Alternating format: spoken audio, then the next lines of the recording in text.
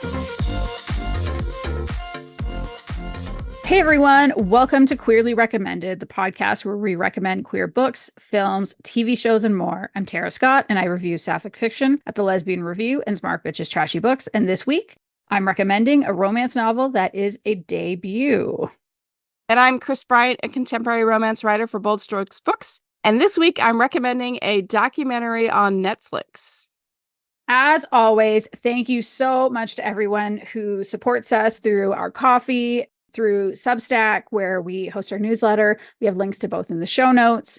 And as always, of course, if you want to do one more thing to support the show, and frankly, this is the most important thing you can be doing. If you have a friend that you think would enjoy the kinds of recommendations that we have and the vibe that we bring, just please tell them all about it, because we're trying to get these recommendations out there into the world. Well, Kris, we finally met in person. We did, after like however many years. What, 4 years, 3 years, 3.5, 4? It was 3.5 years. We are in the 4th year of this podcast, which also, how are we in the 4th year? Isn't that is just mind-blowing. I know. So for the new friends that have joined us because they met Kris and or I at the Golden Crown Literary Society conference in St. Paul, it was a pandemic project, frankly. I was closing up a podcast, and Kris was one of the last people who came on and said, hey, if you ever want to start a podcast. And then we did. And as we were trying to figure out what we should do, we were like, well, everything sucks, because we were doing all the planning in December of 2020. And we were thinking, well, what would work with the two of us and what would be a good vibe? And we decided recommending positive LGBTQ representation in media. And I thought things would get better and we could still do it just for fun. And obviously we've kept doing it. But I think the thing that's really interesting to me is where we're at right now in the summer of 2024. I don't think our mandate is any different. I actually think it's more important than ever, to help connect people with these positive representations. And I think, everybody, I'm not sure what the answer is yet, but we're going to be looking into things that we can do, and we're going to be encouraging you all to do things, because our literary landscape might get weird.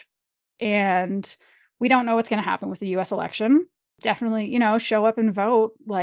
Your lives depend on it, and take that into account. But if you read the introduction to Project 2025, which we don't know what will be enacted and what won't, but it talks about classifying us as pornography and banning that and jailing librarians and all that. And I know I'm going real dark real quick, but if you are American, call your representative to start and say that you are against this. And there are going to be more things we can do, and we're going to try to find ways that we can encourage people to do things. But I just want to get everybody thinking about it at least a little bit right now. And we are committed to continuing to bring you these recommendations as best as we can, because we know there's going to be days when you're tired. There's going to be days when you need something positive. So keep listening. All right. And we're going to keep doing this together. Agreed. So let's talk about something a little happier. Yes. Okay. So I saw Tara from behind. She was checking in. And I was talking to somebody, and I mid conversation, I just walked away. I made a beeline for you. I forgot who I was talking to, and if it was you, I'm sorry. No, it wasn't me. I didn't even. No. Oh, sorry. I'm just apologizing to If whoever. they're listening to this. Yes. And so Tara just threw down everything and climbed me like a koala. Just climbed me like I was some sort of eucalyptus tree, and just climbed me because you're so tiny. Yeah. And it was so cute and so sweet. And it was just the best meeting, I think. And I couldn't have asked for a sweeter, hello. Yeah. Finally, when's the last time somebody's been that excited to see you? It has been a very long time, and it made me feel so good. Mm-hmm. So yeah. When Kris says I threw my stuff, that includes, I had in my hand my wallet with my passport in it. I just dropped through everything. It was sweet. It was very, very sweet. So yeah, it was like we met and like no weirdness, no like there was No. nothing. It was like perfect. It was just, we fell Yeah, it into was it so good. like It we've was known really each other natural. forever. Yeah, it was Yeah. great.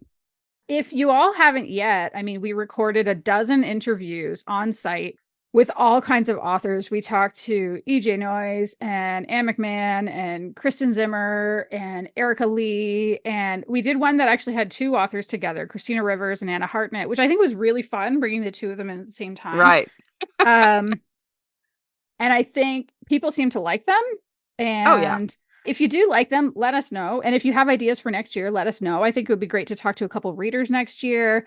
Boz, who will be listening to this, I loved meeting Boz. She's so Boz lovely. is wonderful. And she's on board to be interviewed next year. Because she said, hey, did you talk to any readers? And I was like, no, you wanna?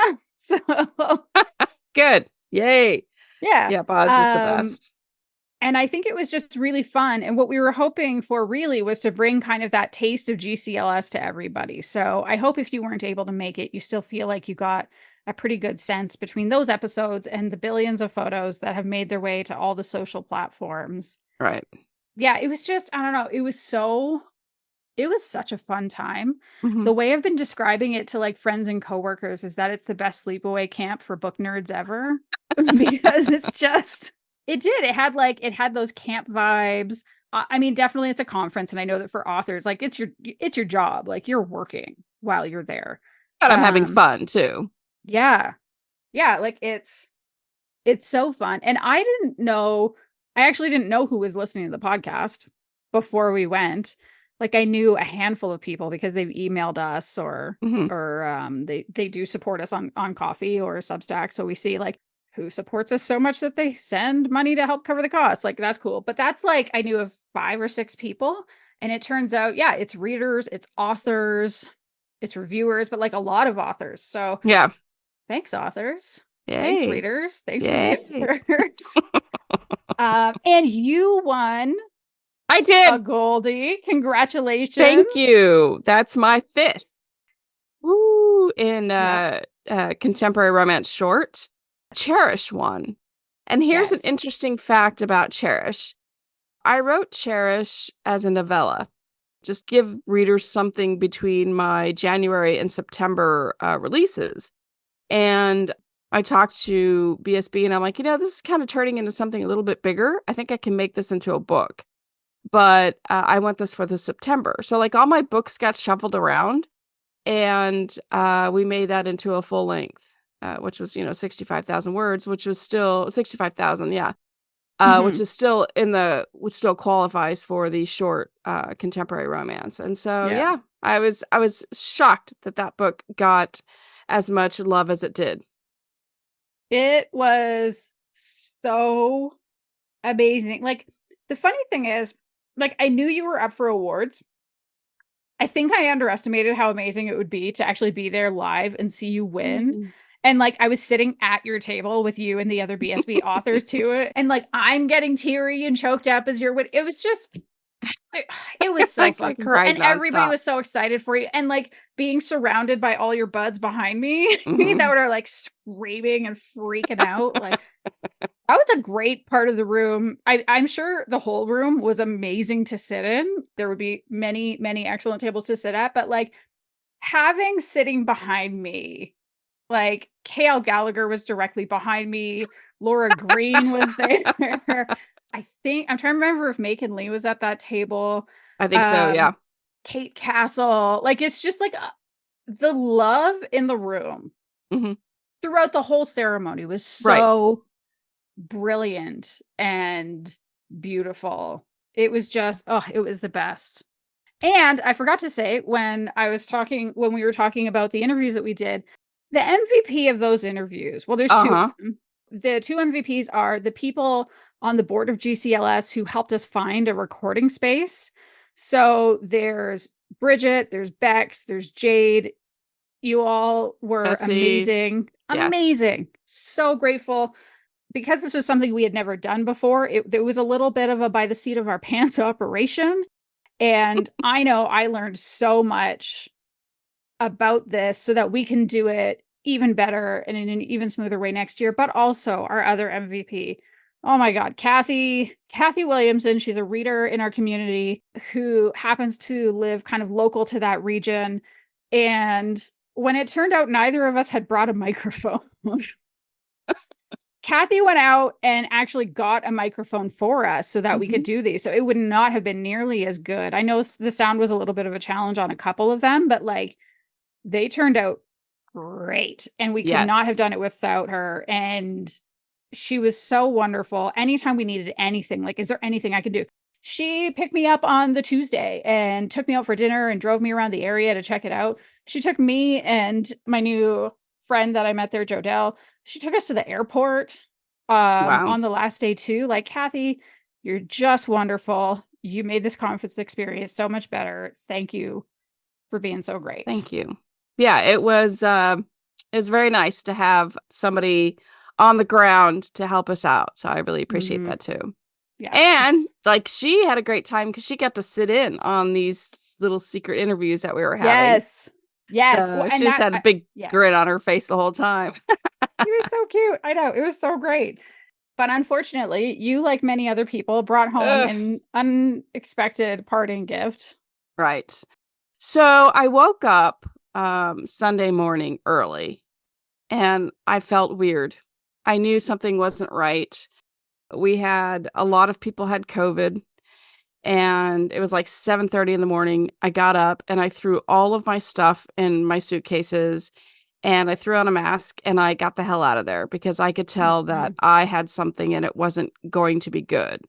Yeah. So I drove home. It's a 7-hour drive. I had to pull over twice to take naps because I was just a mess. And I got home and went straight to the basement. And I had some, Debbie had stopped and picked me up some COVID tests and it was like immediate. Like the thing didn't even like wait. It's like, we don't need to wait 15 minutes. We're going to tell you within 10 seconds, you have COVID. And it's the first time I had COVID. I have survived 4+ years without it. And I do not like it at all. It's not fun. It is not fun. I'm still positive.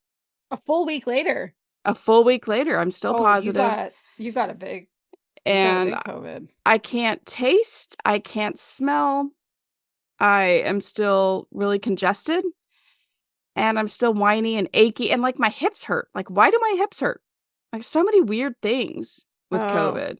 And so I don't know what's going on, but I'm not liking this. So yeah. So I'm just kind of waiting to see what happens. I mean, I'll probably have to work from home again this week, which is really difficult to do when I have so much stuff to do. I've already missed 1 week being out of the office for GCLS and now a second week and now possibly a third week. So cheers to not getting fired. I mean, that is pretty great that they're okay with you working from home because I saw some other people. Yeah, like unfortunately, that's the one downside of GCLS this year is that many, many, many people developed either COVID or influenza A. And I saw somebody talking about how even though they were still testing positive because they were asymptomatic, they had to go back to the office. Ugh. They were told to come in with it. I know, right? Like, stupid. So you're going to come in and risk everybody else getting it. And like, is it really better to have everybody have a chance of getting it versus, one person being out of the office for another few days? Right. The good news is, at least, they know because I'm real congested and they can tell that still. So it's not like I'm faking it. Plus also it's so weird to lose your sense of taste and smell. Like usually when you have a cold, there's some things you can't taste anyway, but you can kind of sort of taste it. Like there is nothing. Like I have sprayed this whole basement like with a Lysol bomb and I can't smell it. Oh, wow. So that's something I never had because, people have listened to the show for a long time know that I've had it at least 3 times. I know of 3 times that I had it. That was the one thing that never affected me. But when Neil got COVID his first time, he lost his sense of smell and it didn't come back for a long time. Don't tell me this. It got better. Oh no, you're doing the grumpy cat frown. Your face is doing the grumpy cat frown. I wrote a series on the senses because I love them so much. Like, don't take this from me. So If you're still congested, though, that could be a large part of the problem. Probably. So I would say, like, I don't lose hope at this point, because being congested already blocks the sense of smell and Yeah. taste at the same time. So, but also I want to give GCLS a lot of credit. I mean, nobody could have predicted that there would be this level Oh, of for sure. viral spread. Like last year, I guess there was a little bit, but nothing like this. No. And already, like, I think it was 2 days after we all got home, there was an email that went out from is it president? Is it the board? Is that the title? It doesn't matter. Anyway, from somebody at the GCLS, I think it's the board president, basically acknowledging what's happened and saying that there will be a respiratory virus policy developed in advance of next year's GCLS. And I think that is wonderful because they could have waited until they had a policy developed, but I think it was so important to acknowledge how many people got sick and to Oh, say, every single person I know. okay, knocking on Except for wood, you, which is yeah. this Knock desk. on I wood. have no idea how I came But away when was the unscathed. last time you had COVID, though? April, Isn't it? mid-April. Yeah, okay. So that's probably why, because you probably still That's have the probably why. antibodies. But I also didn't end up with influenza because, like, when I kept hearing the people who were getting sick, it included all the people I spent the most time with. So the people I Right. had breakfast with on the last day got influenza. The people that I had dinner with at the awards show got influenza or COVID. The people Yeah. that I hung out with all that day got COVID. Like, it was just what. So I've been sitting here like testing and testing. So I tested on Tuesday, Thursday, and then Saturday, negative for COVID all the way through. It's actually Good. not as easy to test for influenza here. So Right. I want to get some of those American test strips because that shit Hmm. is cool. I'll have to take a look. Yeah. I'll have to um, send you back with some good stuff next year. right? Just a little goodie bag of medical testing supplies. You know you're old when that gets you excited. Mm-hmm. But I honestly think even if I would have gotten sick, it would have been worth it. Like, it was Yeah, just, it agreed. was an incredible experience. And it was so incredible that I'm already planning on going back next year. Like, Yay! I how could I mean, not? I wouldn't want COVID on anyone. I mean, No. it's terrible. Like seriously, I thought I had unicorn blood this whole time. I was like, but I haven't had it. And people are like, well, Mhm. you probably have had it, but you're just asymptomatic. I'm like, Yeah.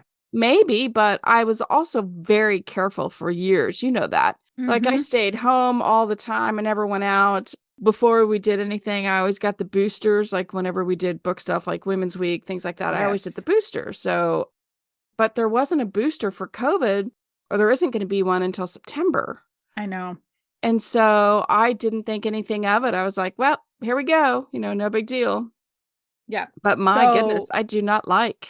no, it's terrible. I don't recommend. But the CDC actually recently changed some of what they have to say about it to say that it's not seasonal, that it is a year-round situation. Mhm. And, I think the medical literature is clear that the boosters they're good, but they're good for 6 months.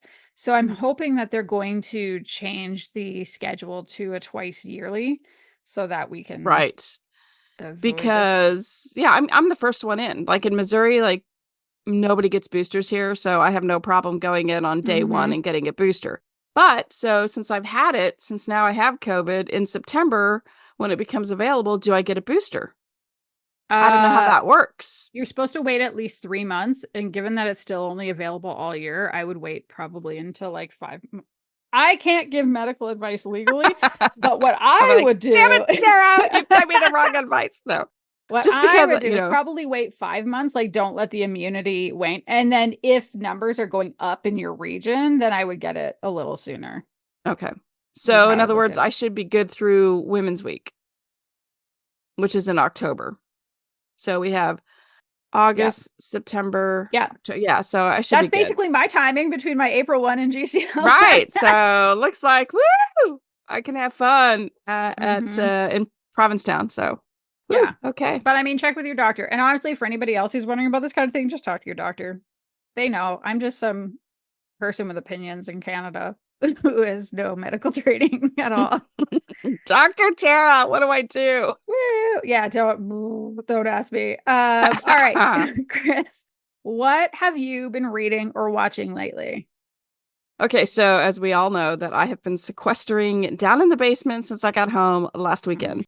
So, like, for the first 2 days, I called in sick and I just kind of slept. I kind of just moaned and groaned on the couch. I kind of turned on the TV, but not really, because here's the deal. So, upstairs TV has everything. It's like the bells and whistles. It's like 85-inch. It's huge. It has cable. It has the microphone clicker.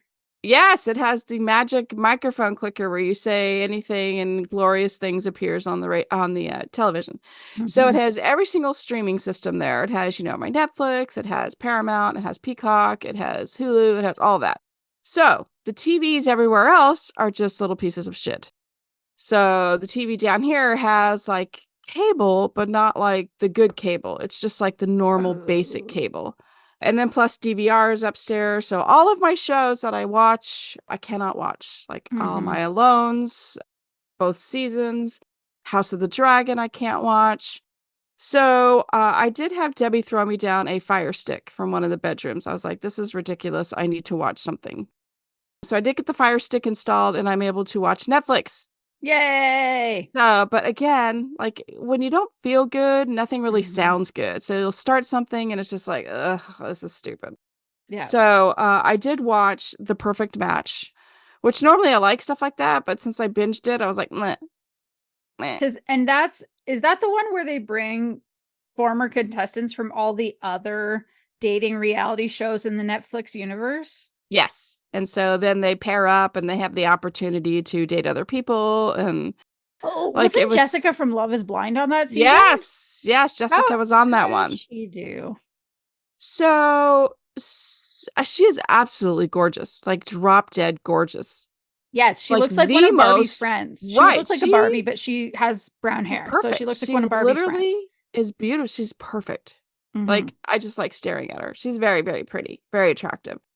So her man, they ended up leaving and not in a good way, because should I be giving this away? It just who cares? Come on, it's the perfect match. Like, it's fine. Right, you're right. So she, her boyfriend Harry, I think, cheated on her, tried to hook up with somebody, and it was just like, who hooks up on who? Like, come on, that's perfection right there. And she's also very smart, and she seems very sweet. She's also like, don't talk to me like that. She stands up for herself. She stands up for other people, but not in a rude way. Just like, because sometimes people make me uncomfortable when they stand up and you're just like, ee. But no, she was actually very good about standing up for the other women in the shows that I've seen her in. But so she ended up with nobody. Oh man, but also she has a kid, so maybe that's for the best. Well, she also is pregnant. Oh. Who's with what? Who's the dad? So I heard, I don't know if this is true. Like, literally one of Deb's daughters told me this. So said that she was pregnant and that I think it was Harry's the father. But they're not together. So I don't know what's going on. So I could just be completely making this up. So I'm going to have to like investigate this. But there was some like TikTok or something where she was on it and you could hear him in the background, but I don't think they're together anymore. So anyway, perfect match. And I also brought home some books from GCLS. Yeah. But I have fog, so I can't really read them yet. I want to read them, but yeah. So I have like 5 books I'm excited to read, but can't. Ooh. So is there one in particular that you're especially excited to read? Oh my goodness. Yes. Actually, I'm really excited. So because I get a lot of books through BSB, just part of the payment plan, like the need for sapphic romance, I always have it available. Yeah. Like if I need something cute or whatever, it's always there. Yeah. So this time I bought Virginia Black's book. Yes. Oh, yay. Sorry. Woo! I'll tell you why I'm so excited in a minute. You finish your thought. Okay. I also bought Kat Jackson in Bloom. EJ Noyes, Ask Tell. We've had conversations about that because I started with Turbulence and I should have started with Ask Tell. But let me think. Oh, Kristen Zimmer, The Forbidden Girl. I got that So today. Sapphic World Book Club, if you're inclined, Sapphic World Book Club is having their next book club is about Forbidden Girl. It's on August 3rd. For if anybody's interested, go just like look up Sapphic World Book Club at any of the Hmm. socials and they're promoting it. I went to I think I talked about it on a previous podcast, but I went to the one that they had for vengeance planning for amateurs with Lee Winter, and it was awesome because the way Hmm. they do these is it's about an hour. In the first half hour, the author is not there. So you can have Right. a no holds barred conversation. You can talk about the things that don't work.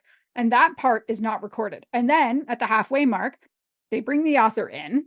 Some question, there's a moderator who asks questions, and then you can submit questions to ask the author as well. I thought it was a really, really, really great structure for having meaningful conversation in a way that's not going to hurt the author Mhm. and to also, get to meet your favorite author online. I actually was a part of that. I did, we talked about Catch, I believe. And I like popped in and they're like, what are you doing here? I'm like, what are you talking about?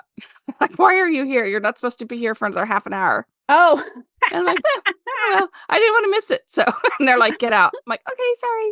So, yeah. yeah, so I left and then I came back and like, yeah, so that was, it was interesting. It was an interesting way from an author's perspective. It's been a while since I've done a book club. So, and I didn't want to forget. And so I just hung out and they're like, why are you here? It was so funny. But That's anyway, amazing. So you I'm going to cough. got Forbidden Girl. And I can't remember the fifth one. It's driving me crazy. I bet it's great, whatever it is. It is, I'm sure. So I will eventually read those. But I did start, there was a Harry Connick Jr. movie on Netflix that I thought, oh my gosh, this has potential. It's super cute. It's a romance. Mm-hmm. And then 20 minutes in, I'm like, I'm out. Like, no. Mm-hmm. Yeah. And then I watched the Beverly Hills Cop Axel F, which is like 40 years later or something like that Mm-hmm. from Was it the any good? first. So, was it any good? It was good. It wasn't Mm-hmm. great. I recommend it only if there was absolutely nothing else on. So, Woof. I mean, it was kind of Uh-huh. cool to see a lot of the actors from the original movie. That was kind of Mm-hmm. cool. And Kevin Bacon never ages.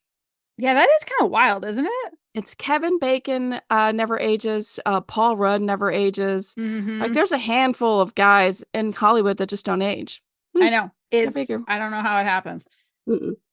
So that is what I have been doing besides just being sad on the couch, feeling Mm-hmm. sorry for myself. So, what about you? What have you been reading or watching on your end?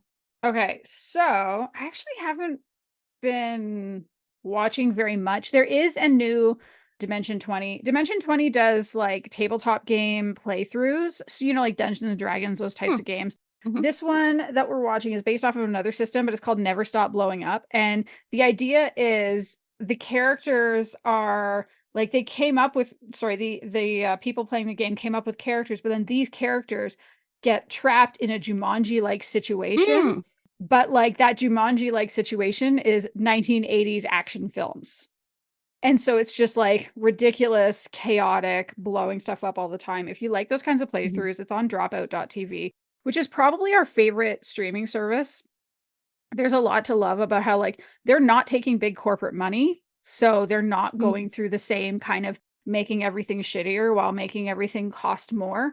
They're committed to pay equity. They actually did profit sharing for the first time, I think, last year. They shared profits with everybody who's been involved, including people who do auditions. They pay people to audition. Wow. So I feel really good about like we really love supporting them. And a lot of their content is like hella queer. They have tons of queer people involved in their productions. They have shows that are like game shows, improv shows, whatever. So anything on there is great. I'm also listening to a book. It's called Hot Summer by Elle Everhart. And it's basically Love Island, the romance novel. And it is a Love Island type setup where it has both men and women, but we're following the perspective of Cass, who works for I'm trying to figure out. I don't really fully understand how this works. And because it's an audiobook, it's harder than like going and flipping back in a book or an Right. ebook. But it's almost like a dating app, but you sign up to go for events where you can mingle with other single people. And she's like the event host at all of these things. And she gets called in by new management who's like, hey, we want to give you like a major promotion and a major raise. But to do it, you have to go on this show. You have to make it to the finale, and you can't tell anybody that you work for us. And as I was listening, I was like, this is the weirdest setup, but I don't even care. And so she's falling for another female contestant who is also pansexual. It's cute. It's ridiculous. And I don't care that it's ridiculous because it's kind of that like, why do we watch these dating shows? Right. We want the ridiculous. Look at me. Right. And it brings it up in that way. And the reason I'm listening to it is because at GCLS, I finally got to meet Lori Prince and her wife, Marisa Callan, in person. And I've listened to many, many books by Lori. No surprise. I've reviewed many, many books that Lori has read. But Marisa said, you still haven't listened to any books that I've narrated? Because for people that don't know, Kris and I interviewed the two of them last year during the SAG-AFTRA strikes. If you haven't listened to that episode, I highly recommend it because they're so fun to talk to. And so, yeah, she was giving me a little bit of shit for it. And then she said, I finally narrated a lesfic. Like, you should listen to that one. And so I did, and I'm doing it, and I'm enjoying it. And it's what I'm listening to while I water my flowers. Now that our water ban is over in Calgary. We had a water ban only because a big-ass feeder main died, and it was a bad scene. And my flowers were all like, so we're bringing them back. We're fixing the flowers. And this is what I'm listening to while I do it. Before the conference, I finished a book. And I would have talked about it, in the last episode, except the last episode ended up being 13 episodes. Right. And it's called A Blue Stocking's Guide to Decadence by Jess Everly. This is the third part of her Lucky Lovers of London series. I have not read the first two. It truly doesn't matter. The first two books are gay male pairings. This one is sapphic. So Jo Smith is a cross-dressing lesbian who's married to a man who is like, truly, he's her best friend. And they were kind of like misfits who found each other. They found safety in crafting this life together. They co-run a printing press where there's like a legitimate side of the business, but also they're pornographers. So her husband gets his mistress pregnant, and Jo wants to be extremely helpful because it's Victorian England. And, women had no rights at that time. He absolutely could have kicked her out on her backside with nothing, and she would have had to start all over again. And so she finds a doctor to help with the pregnancy, and the doctor is a woman. It's Dr. Emily Clark. As you can guess, it's not amazing to be a doctor in Victorian England either. As a woman, very little respect, and they could not be any more different. Emily is, she's this uptight blue stocking. So like she attends literary and intellectual salons, and she's just very, very buttoned up. And Jo goes to like lesbian clubs and is a crossdresser and all this, but it just works. They both do so well with each other. I loved this cast of characters. The chemistry was amazing. I couldn't put it down. And I dropped it right into my favorites folder in my Kindle after I was done so that I could reread it, because I grew up reading historical romances. I mean, as many of us do, swiping books from our mother's shelves, because it was the 90s and that was what was available. And I've I've missed reading in that genre, but I don't really feel like reading opposite sex pairings. And so it was so great to be able to read a sapphic historical romance that was so fun. And I have no idea how accurate it is. And I don't care. I don't care. I don't need to care. It was fun. It was fun. So yeah, definitely. I think that one is honestly like this book totally would be official recommendations. Like there were just so many good. So like any book that I'm talking about, totally recommend all of these. So the next one of which is The Blackbird of Chernobyl by Anne McMahon. And Lila Stoller is the focus of this one. It's a rom-com. So Lila is the sister of Frankie Stoller from The Big Toe. So if you've read The Big Toe, then you're kind of familiar with the world in which this is set. Lila is a mortician at her family's funeral home. She prefers to stay downstairs embalming the bodies and staying away from the customers or running the business. That's not her thing. She's known to be like very cranky, very keeps everybody at arm's length. Like there clearly are people that she loves, but the way she shows her love is very interesting. But her father is recently retired, and as a parting gift, he hired Sparkle Leasing to be the new face of the business and work with the families of the recently departed. Mm. Sparkle, she's warm, she's kind. She's basically like every good thing that Lila hates is what Sparkle is, because Lila is this. She's a crank, she's a cynic, but even she can't argue with the results because the business flourishes with Sparkle there. But where it's really goes kind of beyond the pale for Lila is that she ends up in the spotlight because photos of her end up on social media, and she has this very like dark gothic kind of vibe to her look, and she goes viral, and she's branded as the Blackbird of Chernobyl, which is like some kind of a cryptid. I haven't looked into it. She hates this. She doesn't want to be in the spotlight. And also, she really hates it when she starts to realize that she's attracted to Sparkle. So there's this like, oh shit, okay. And this is absolutely a rom-com. It's unlike any rom-com I've ever read before. In a way, even though Lila's like middle-aged, it feels sort of like a coming-of-age book because she's had this emotional failure to launch, and she's very stuck, like when the story begins. And she gets so uncomfortable between Sparkle doing what she does. Like, Sparkle bakes cookies for the funerals, these really popular cookies. And the spotlight keeps being more on her. They don't make any sense on paper, but as you see them together, there's just something good there. And Sparkle's not even asking for anything. She's just saying, like, what do you have? Like, what is available? And Lila doesn't know because she's never had this kind of emotional growth. So I loved seeing her go through this massive arc. This is a book with a social conscience. We talked about this in our interview, like when we did talk to Anne McMahon. So if you want to know more about this, go listen to that one.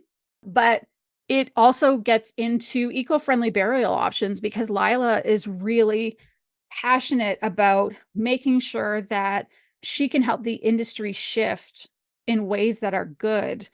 And I loved getting to learn about this. And it also didn't feel like an info dump, which is really, really impressive because that's something that can happen really easily often. And it didn't happen here. So I laughed a lot when I was reading this.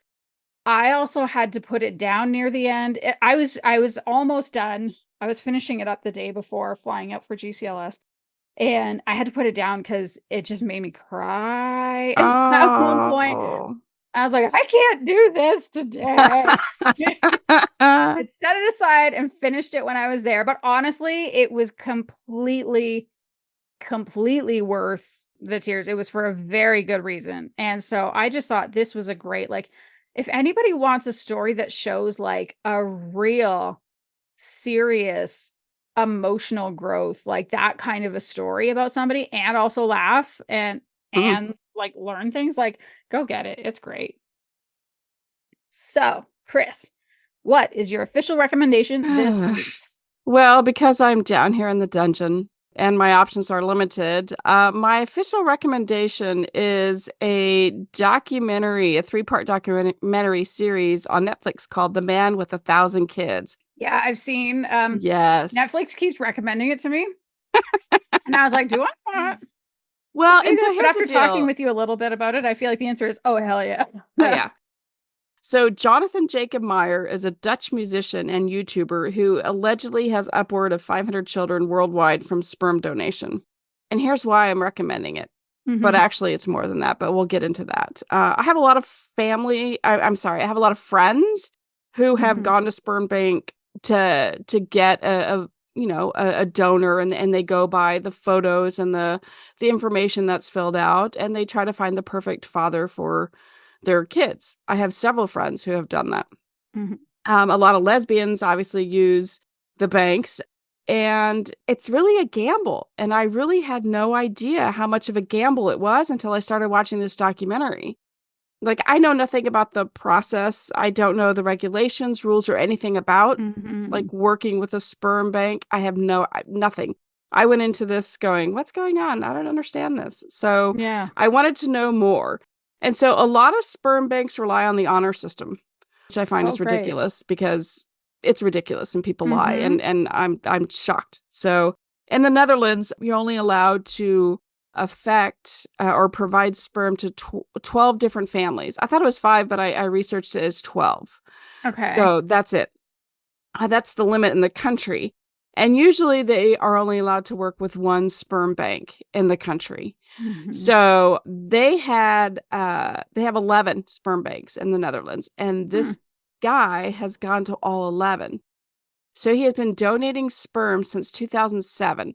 So not only is he donating to the Netherlands sperm banks, but he's also donating to, there's one that's like an international one.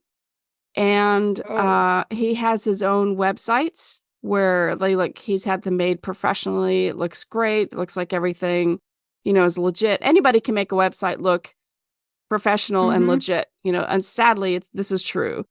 So that's unregulated. Like all of that's unregulated. Right? It's awful. So not only that, but he has gone, a lot of countries, well, apparently, again, this is all news to me, but a lot of countries will ask for sperm and they will fly individuals to that country for 2 weeks and they have to give them X amount of sperm for the 2 weeks, but it's like an all paid vacation. They pay for your hotel, they pay for your airfare. I know this is all new. What? Yes. So this guy has been going around to all these different countries donating his sperm. And so the series follows several couples, some lesbians, a single mom, and a heterosexual couple. Dad had a botched reversed vasectomy on his second marriage, and they had all used him. And eventually they figured out what was going on. And he told each one of them that they were his third. What? So this guy is lying. He's like, you're my third. Yeah, total dirtbag. And then somehow, somebody started a Facebook group, and then people were coming up, and they're like, hey, he's also the father of my kids. He's the father of my kids. So there was a big outrage. What is this guy doing? As a matter of fact, there was one daycare where there were 3 of his kids in the God. daycare. Yes, in this little tiny town. I was just say, this is Tinder swindler level of monster. Oh my God. It is so here's the deal. So I'm very naive and I'm thinking, what's the big deal? Because I didn't know. He's got the blonde hair, blue eyes, and he's the type, he's just the type that people are like, oh, that's what I want. I'm looking for the blonde hair, blue eyed man to, be the father.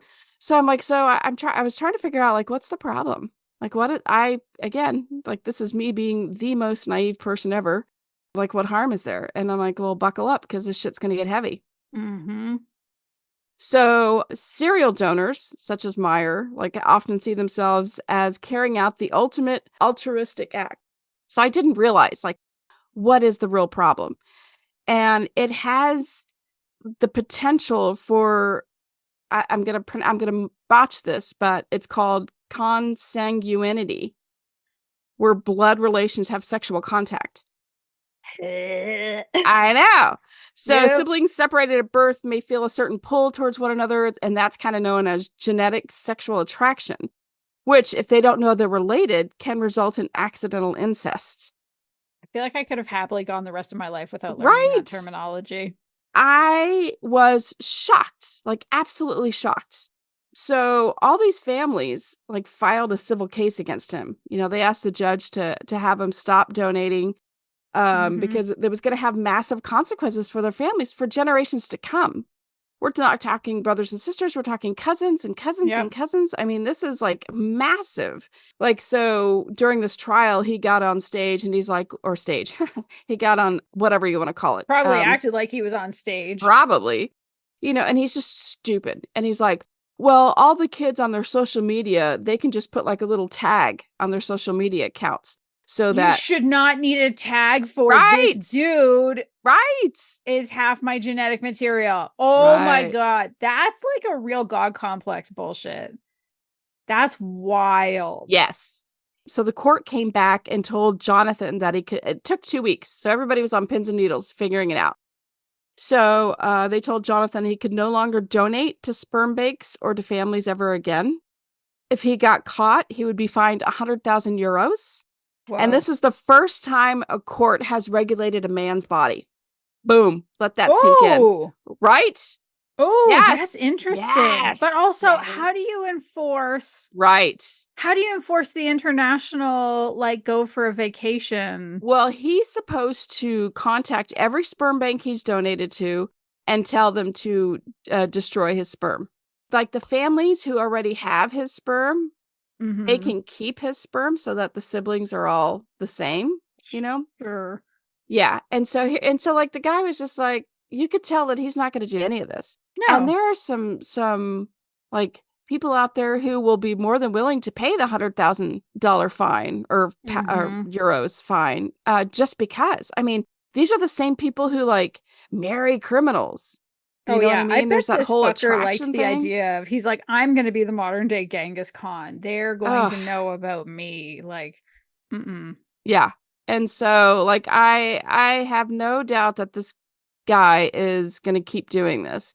Mm-hmm. And he did, since the series just dropped, he threatened to sue Netflix because they did an interview of one of his friends who said that he told her that sometimes he mixes his sperm with another guy and they play Ugh, Russian roulette with it. gross. And he's like, I never did that. I would never do that. And ugh. Anyway.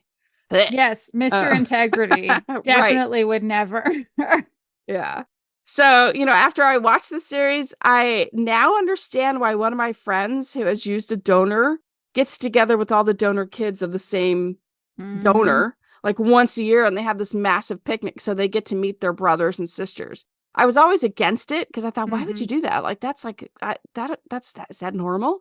But now I understand. It's like, hey, we need to know who their brothers and sisters are so they don't hook up later in life. Yeah, this is the pool of people you can never, ever, ever date. Right. And Here and you go. so that makes sense. Like at the time I was telling my friend that it just doesn't make sense to me. Mm-hmm. And she never really explained it. And so yeah, so what this man has done since 2007 has created this massive ripple effect, like completely fucked up.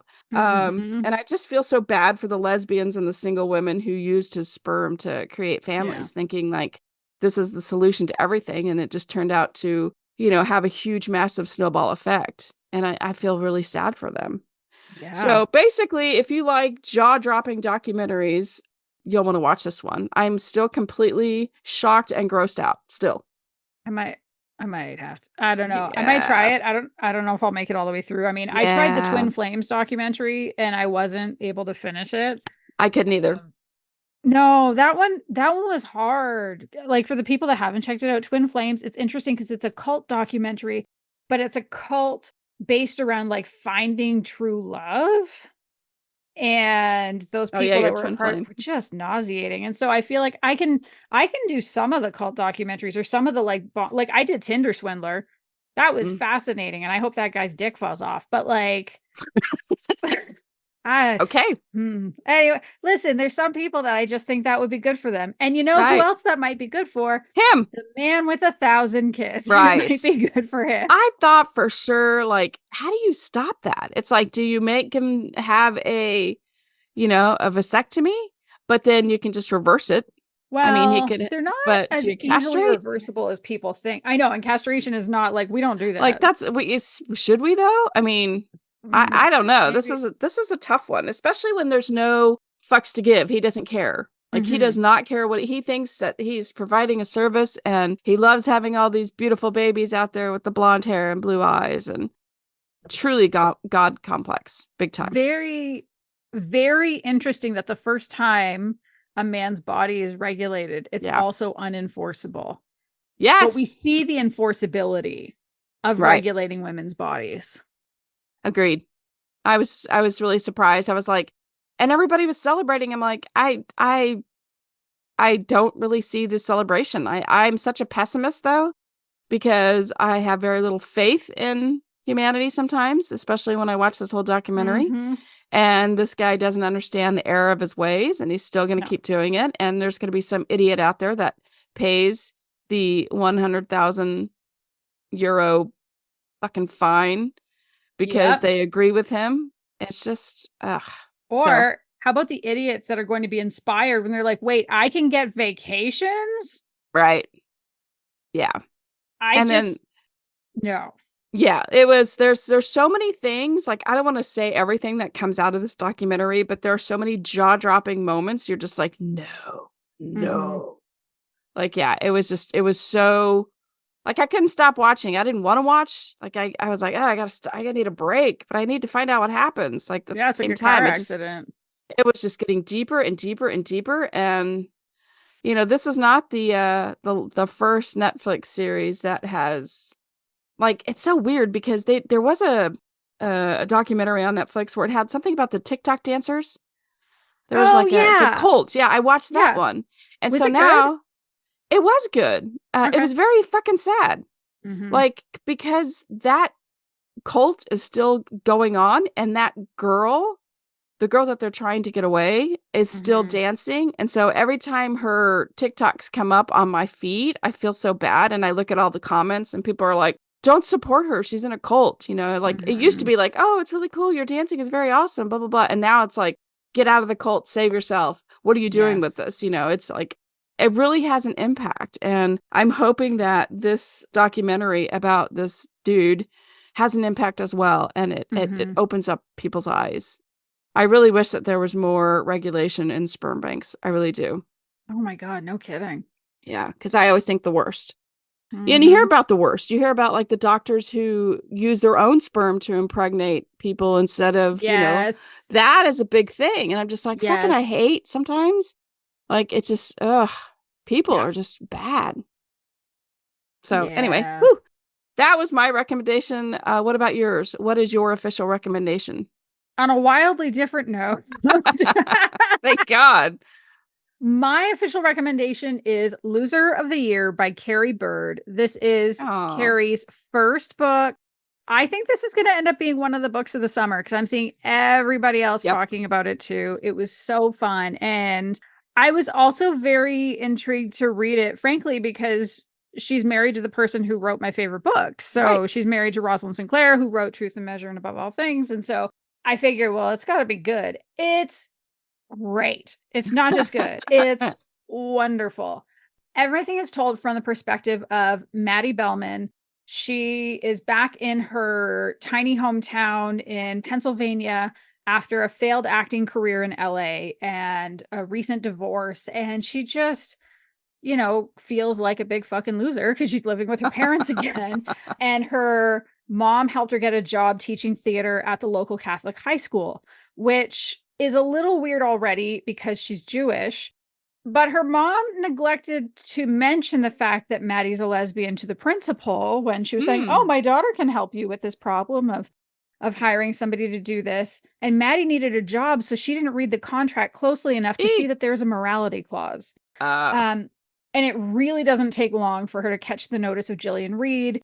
Jillian is a hometown hero. She's a former professional soccer player, and she's been coaching the school's soccer team, and they've won the championship 13 years in a row. wow. So, because of that, and because she brings media attention to the school, she gets to be an asshole to whoever she wants. She's Mhm. very, very arrogant, and nobody says anything, including the principal, who clearly hates her because she's great for recruiting. Right. Catching Jillian's notice is generally perceived as a bad thing because she always gets what she wants and like she can do whatever she wants to people. And Jillian says, "Look, my soccer players are not going to be in your school musical this year," because she's the theater teacher. She has to throw the musical. And Mattie is the first person to say no to Jillian Mm. and say, "I don't care. This is about the students. Right. You can't do this." She's the first person to stand up. Ooh. And because Jillian gets what Jillian wants, she gets herself inserted as a co-director for the play. Does she know anything about acting? No, not at all. Does she know how to get her way? Yes. But it turns us into, so it's an enemies to lovers, but in a way, I would say it's almost like an emotional forced proximity. It's Mm. not forced proximity in the sense of like, we're both trapped in a cabin during a Right. blizzard. One bed. Okay, so there is a one bed situation at one point. That does happen. But I do think because they both have to work on the school play and it's a year-long endeavor, there is like a certain element of forced proximity to it. And I loved it so much. And it was really interesting because I saw people on Goodreads talking about it a little bit. And I saw some people saying, "I never thought I could like Jillian." I just didn't understand, but I was really surprised how it brought it around. And I was like, okay, so I'm going to read this and she's just going to be awful the whole time. And I feel like I had a different reading from some other people because what I saw was that, yes, she absolutely, she's arrogant and she's out of line with a lot of what she says. But every time Mattie said no, like I think Jillian's been looking for a sparring partner for years. She's been looking for somebody to fight her. And it's like the novelty of having someone not be afraid of her is so interesting. I loved it. So I didn't see her as this like, yes, of course she's closed off. She has her reasons. She's coded as kind of like she has like a little bit longer hair, but she's coded as quite mask. Nobody at the school seems to know for sure that she's queer or if she's queer, because again, morality clause, she would never talk about relationships. She's just single. So to have somebody who's not afraid of her is amazing. And then on the other hand, Mattie has felt invisible and she just wants somebody to see her. And so, yes, okay, Jillian is pissed off at her all the time, but Jillian wouldn't be pissed off at her if she couldn't see her. Right. The writing in this one is so good. I kept highlighting, I was highlighting passages so I could keep track of like certain things in the premise, of course. Right. I often do that, like when I'm reviewing, just to make sure I can be reminded of, oh, right, and I want to talk about this. But I highlighted a bunch of small passages because of the turns of phrase. So, Kris Bryant, you won't believe this. I have 3 writing samples for you. They're each only a line, but one of the things I really appreciated in this book was how impactful a single line could be with what was going on around it. So there's one from a scene where Mattie's at home and she sees that she received a text. And the line says, the name on her screen felt like the punctuation at the end of an unnerving sentence.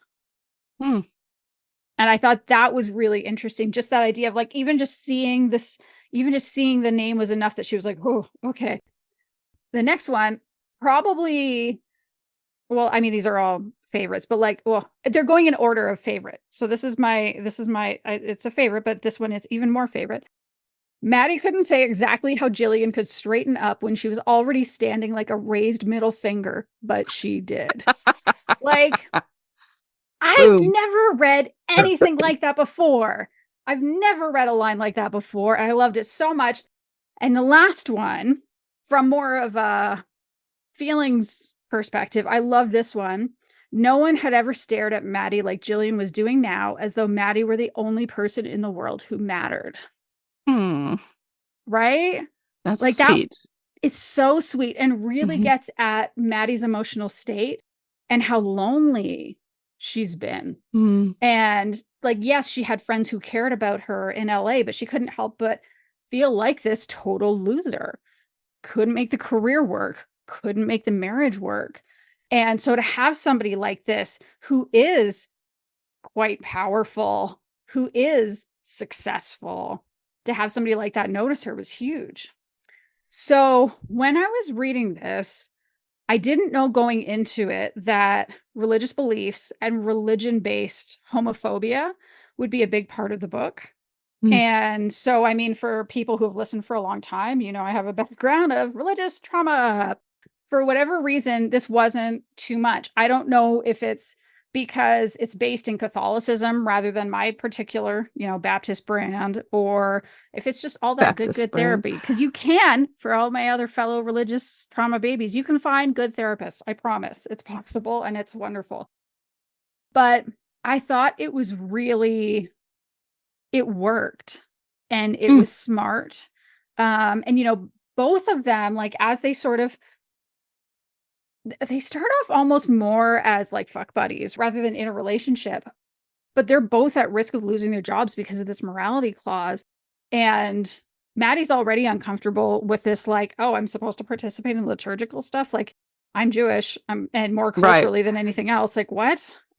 But she's really not comfortable with having to go back into the closet, which is absolutely a fair enough. And Jillian can't be herself either. Like, she can get away with wearing cargo pants every day, but that's about as far as it goes, as long as she's not openly queer. And, you know, this felt very timely. I think it's been a while since we've had this kind of representation. We don't tend to have it as often anymore.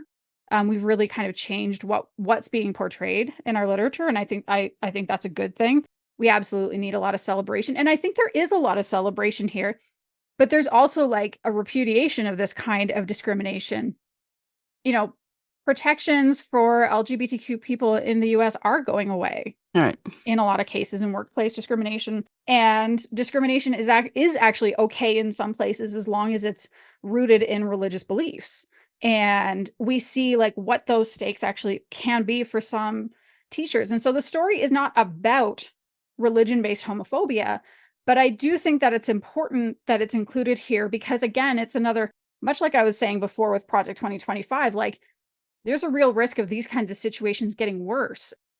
I'm hoping this is going to also help show what's at stake with your election, frankly, and that people need to not just pay attention to the presidential vote, but you need to vote all the way down ballot, vote all the way to the most teeny tiny local things, because it's actually often those local appointments where change can be made. And so I don't think the book is saying go out and vote at all, but I do think that the book has a point of view. It has an incredible romance as well. Yeah, I loved it. The chemistry is correct. The writing is crisp and evocative. I adored the characters. The sex was stupidly hot. Unfortunately, I read the first 2 sex scenes while sitting next to like the hairiest dude I've ever seen in person on a plane. It was very weird. I was like, let me hold my Kindle like this. Right. But also that's how unputdownable the book was. I kept reading it anyway. Even though you were next to a hairy dude. Anyway, regardless, everything about this book worked for me. It also went directly to my rereads folder on my Kindle.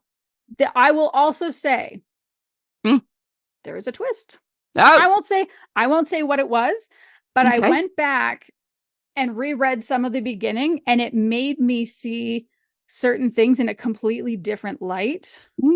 So, and I'll probably keep going. I just didn't have time to reread as far as I would have liked before we hit that record button. So I would say also plan to read this at least 1.5 times the first time you read it.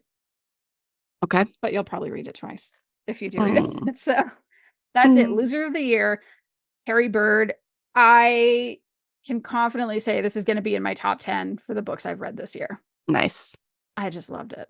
So that's all for this episode. Thank you so, so much for joining us. If you've enjoyed it and you haven't subscribed to us yet, please make sure you subscribe on your podcast app so you'll know whenever we release a new episode.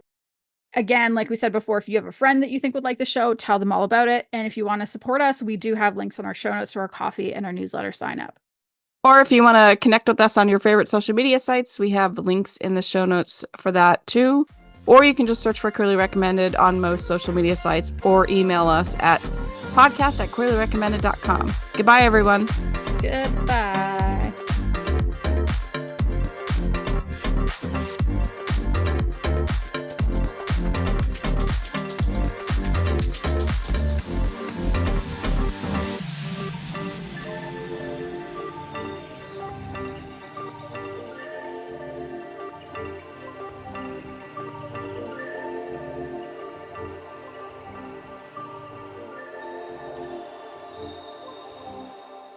Deep in lockdown, I think that was when I injured my ankle for the first, but not the last time during a lockdown.